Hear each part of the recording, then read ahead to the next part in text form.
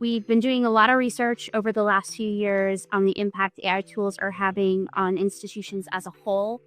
And we're seeing that there's no area of the institution that is untouched by AI, but there hasn't been as much research into the impacts of AI on work in higher education. One of the most striking findings from this report has to do with the difference between how many people at our institutions are using AI tools for work on a daily basis and how aware those people are of policies and guidelines that exist at their institutions to help support that work.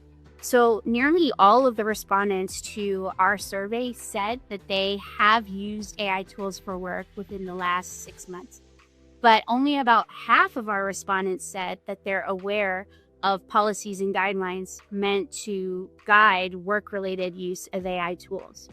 This is a really important and serious finding of this research because it could have implications for things like data privacy and security and other data governance issues that protect the institution and protect the data users at the institution.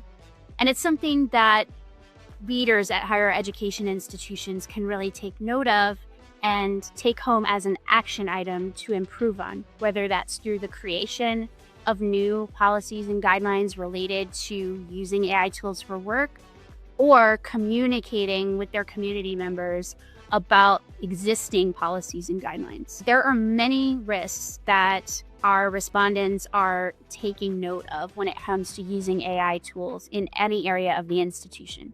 And that is no different for using AI tools for work. So our community is really concerned about risks like data privacy, cybersecurity, losing our really important personal skills like critical thinking skills. These are all things we're thinking about. And almost more important than the specific risks that people are pointing out is the number of risks that people are pointing out. And so when we ask respondents what are the most urgent risks associated with using AI tools for work, people are selecting a lot of things on those lists as opposed to just one or two things. I think this really validates the feeling that we're all having about AI when it comes to this feeling of overwhelm, that there really are a lot of things to pay attention to. The first thing I hope you do is give some thought to how this applies to your local context. And that might require you to collect some local data from faculty and staff at your institution, because we all know that our local communities have their own unique challenges, goals, needs. Our institutions have their own approaches to doing work and their own approaches to integrating AI tools into that work. So one of the most useful things you might be able to do after reading this report is ask some of the same questions we asked of all of our respondents and ask them at your institution. Find out what your faculty and staff need to be able to effectively integrate AI tools into their jobs, should you choose to do so. One really important way that you can support staff and faculty in this endeavor is to provide them with really concrete professional development support. Beyond just telling them that they should explore tools for themselves, experiment with tools on their own, both really important things to do when developing AI fluency, you should also provide them with either in-house support, micro-credentials, or partnering with third-party tools in order to provide them some other training. I also encourage people to start thinking about how they can measure the return on investment for AI tools. We're getting to that point now as people are adopting more and more tools.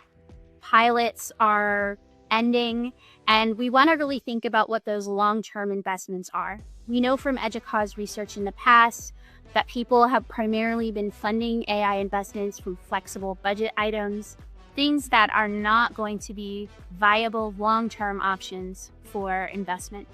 And so as we start thinking about creating more stable sources of funding for AI tools at our institutions, we also want to be thinking about what we hope the outcomes of those implementations are, measuring those outcomes, and then sharing the results of those evaluations with our community so that everybody understands what those investments look like. And finally, I recommend revisiting your portfolio of AI-related policies and guidelines, making sure you're filling in any gaps in those policies and guidelines, and communicating about those with the people at your institution. This doesn't necessarily mean just directly AI-related policies and guidelines that explicitly talk about AI use.